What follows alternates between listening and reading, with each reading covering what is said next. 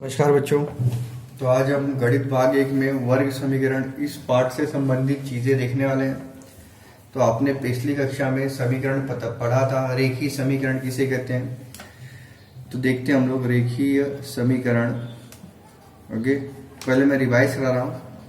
तो रेखीय समीकरण मतलब क्या होता है, जिस समीकरण का सबसे बड़ा घात 1 हो, है कि नहीं। देखिए यहाँ पर 0 है, यहाँ पर सबसे बड़ा घात क्या 1 है, x घाते 1। तो वह समीकरण क्या कहलाता है, रेखीय समीकरण कहलाता है। समझ में आया। उसको हम लोग किसी भी तरीके से दर्शा सकते हैं। ओके, इस तरीके से भी समझा। लेकिन वर्ग समीकरण का क्या मतलब है कि जिस समीकरण का सबसे बड़ा घात क्या हो, 2 हो, तो उसे हम लोग क्या कह सकते हैं, वर्ग समीकरण कह सकते हैं।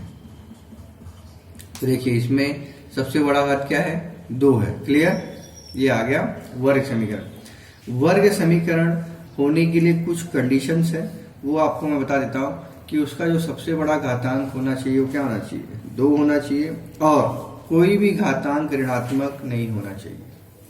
समझ में आया। तो इस तरीके से आपको हल करना है और तब जाके आपको मालूम पड़ेगा कि यह वर्ग समीकरण है या नहीं। समझ में आया कि जो भी घातांक है वो सबसे बड़ा घातांक क्या होना चाहिए, 2 होना चाहिए, और उसके बाद में कि कोई भी अन्य घातांक जो होंगे वो ऋणात्मक नहीं होंगे। ओके, तो चलो हम देखते हैं। तो रेखीय समीकरण किसे कहते हैं, जिस समीकरण का सबसे बड़ा घात क्या होता है, 1 होता है, उसे रेखीय समीकरण कहते हैं। जिस समीकरण का सबसे बड़ा घात क्या होता है, 2 होता है, उसे क्या कहते हैं, वर्ग समीकरण कहते हैं। अब आगे चलो देखेंगे हम लोग क्या दिया गया है। अब हम चलते हैं एक्सरसाइज 2.1 पे, जिसमें आपको बताना है कि दिया गया समीकरण रेखीय समीकरण या वर्ग समीकरण है कि नहीं। तो चलो एक्सरसाइज 2.1 देखते हैं हम लोग क्या है। ओके, तो पहला क्या दिया है, कोई भी 2 वर्ग समीकरण लिखना है आपको, उदाहरण के तौर पे लिखने का है। तो हम लोग उत्तर में अपने मन से, हाँ, जरूरी नहीं कि जो मैं लिखूं वही आपको लिखना है। तो जो आपको समझे वो आप लिख सकते हैं। तो x² - 5x बराबर -4। खाली इसमें ये जो होना चाहिए, सबसे बड़ा घात क्या होना चाहिए, 2 होना चाहिए। इसमें पद भी नहीं मायने रखता, मायने क्या रखता है, सबसे बड़ा घात। तो वो घात क्या होना चाहिए, 2 होना चाहिए। तो ये वर्ग समीकरण के 2 उदाहरण हैं। क्लियर। अब दूसरा क्या दिया है, दूसरा देखिए, दूसरे का हल का पहला क्या दिया है कि निम्नलिखित जो समीकरण दिए गए हैं वो वर्ग समीकरण है या नहीं, ये बताइए। अब मैंने आपको क्या कहा था कि सबका घात देखना है, और सबका घात में सबसे बड़ा घात क्या होना चाहिए, 2 होना चाहिए, और कोई भी घात ऋणात्मक नहीं होना चाहिए। ऋणात्मक और भिन्नात्मक दोनों। जैसे इधर धन 1 है, इधर 0 है तो चलेगा, लेकिन इधर ऋण 1 आ गया, इधर ऋण 5/2 आ गया, तो वैसा नहीं चलेगा। सबसे बड़ा घात 2 होना चाहिए, और कोई भी घात ऋणात्मक और भिन्नात्मक नहीं होगा। समझ में आया। तो इस तरीके से आपको समझ के लिखने का है। तो अब यहाँ पे देखने से क्या मालूम पड़ रहा है कि दिया गया समीकरण वर्ग समीकरण है। तो यहाँ पे लिखना है, यह समीकरण वर्ग समीकरण है। क्लियर, इस तरीके से समझ में आया। दूसरा वाला देखते हैं। तो क्या दिया है, y² बराबर 5y ऋण 10। तो सबको एक साइड लेके आना है। समझ में आया। तो क्या आ जाएगा, y² ऋण 5y, ये धन में था तो ऋण हो गया, ये ऋण में था तो धन हो गया, बराबर 10। अब देखिए सेम है ना, तो यहां पर भी आएगा, यह समीकरण वर्ग समीकरण है।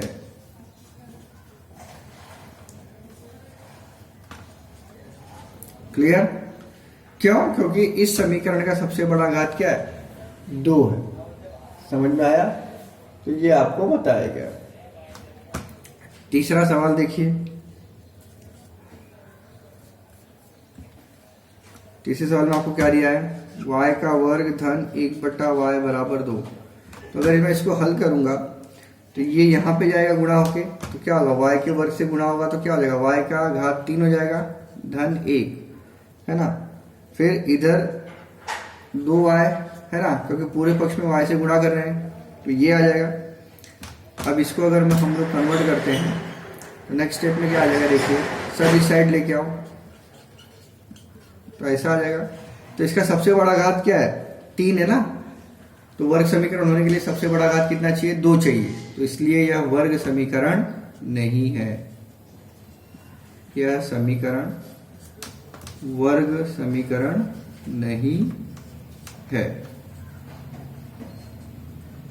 क्लियर, इस तरीके से आपको करना है। चौथा देखिए क्या दिया है, x धन 1/x बराबर ऋण 2। तो इसमें भी जैसे इसमें हमने पूरे पक्ष में y से गुणा किया, इसमें भी हम लोग इसको हटाने के लिए x से गुणा करेंगे। क्या आ जाएगा, x धन 1 बराबर ऋण 2x।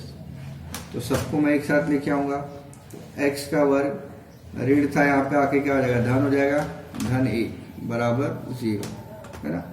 तो फिर क्या आ जाएगा, यह समीकरण है ना, सबसे बड़ा 2 है तो सही है, वर्ग समीकरण है। इस तरीके से समझ में आया।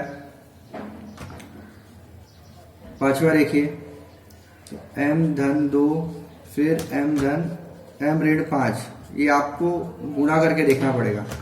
तो गुणा करके देखेंगे तो क्या आएगा, m कोष्टक में m ऋण 5 फिर धन 2 कोष्टक में m ऋण 5 बराबर 0। m का वर्ग ऋण 5m है ना, धन 2m फिर 2 पंचे 10 बराबर 0।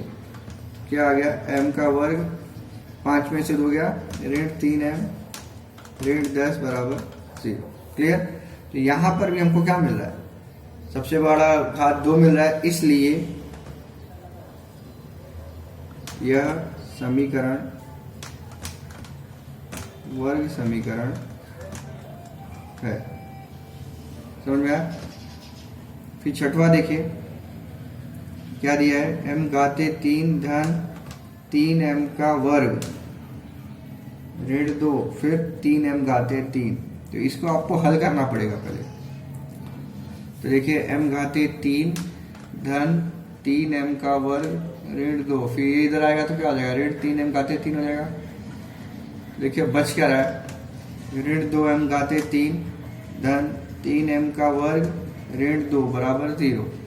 तो इसमें भी सबसे बड़ा घात क्या है, 3 है, इसलिए यह वर्ग समीकरण नहीं है, क्योंकि अपने को कितना चाहिए, सबसे बड़ा घात 2 चाहिए। तो यहाँ पे यह समीकरण वर्ग समीकरण नहीं है। क्लियर। तो आपको ये 1 नंबर के लिए आ सकता है कि दिया गया समीकरण वर्ग समीकरण है या नहीं, ये पहचानिए। तो इसमें आपको सबसे, अगर ऐसे सवाल दिए गए होंगे जो डायरेक्ट मालूम पड़ रहे हैं तब तो ठीक है, अगर ऐसे कोई सवाल दिए गए हैं तो आपको उसको पहले हल करना पड़ेगा, तब जाके बताना पड़ेगा कि वर्ग समीकरण है या नहीं है। तो हल करने पे अगर सबसे बड़ा घात कितना आ जाएगा, 2 आएगा, है ना, समीकरण का, तब हम कह सकते हैं कि दिया गया समीकरण वर्ग समीकरण है। समझ में आया। तो इस तरीके से हम 2.1 में पहला सवाल और दूसरा सवाल देख चुके हैं। आगे की कक्षा में हम आगे का सवाल देखेंगे। अभी के लिए इतना ही, धन्यवाद।